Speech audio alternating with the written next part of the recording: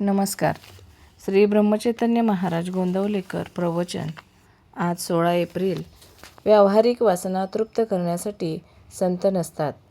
नोकरी पाहिजे असेल तर ती देणारा जिथे असतो तिथे आपण जातो. त्याप्रमाणे भगवंताची भेट घ्यायची असेल तर संत जिथे राहतात तिथे आपण जावे. परमेश्वराचे स्वरूप ओळखण्यासाठी संतांकडे जाणे जरूर आहे. संतांचे अस्तित्व त्यांच्या देहात नसून त्यांच्या वचनात आहे. संतांजवळ निर्विषय चित्त असते. रात्री सर्वजण झोपल्यावर शिपाई जसे गस्त घालतात तसे साधू संत आमच्या गैरसावधतेत जागृत असतात.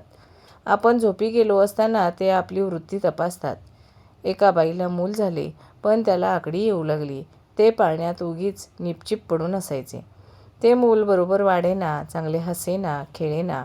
मुलाची ती अवस्था पाहून आईला बरे वाटत नसे. अगदी तसेच संतांना वाटते.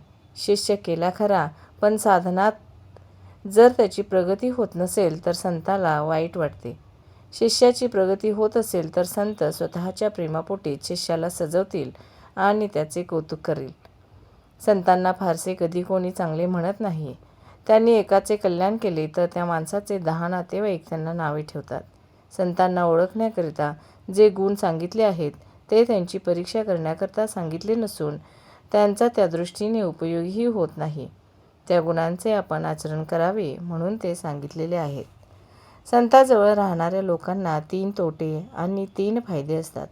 त्यापैकी तोटे असे: 1. वेदांत बोलायला जेवढा उत्तम येतो. 2. संतांजवळ राहिल्याने उगीच मान मिळतो. आणि 3. ते म्हणजे संत सर्व पाहून घेतील. या खोट्या भावनेने हा वाटेल तसे वागतो. आता फायदे पाहू.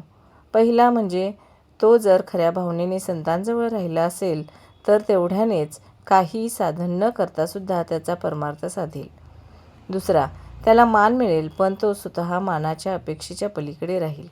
आणि तिसरा, वेदांत त्याला बोलायला आला नाही तरी त्याच्या आचरणात येईल. म्हणून संतांजवळ राहणाऱ्याने ते सांगतील तसे वागावे.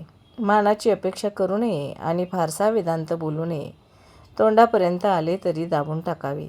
संतांची आज्ञा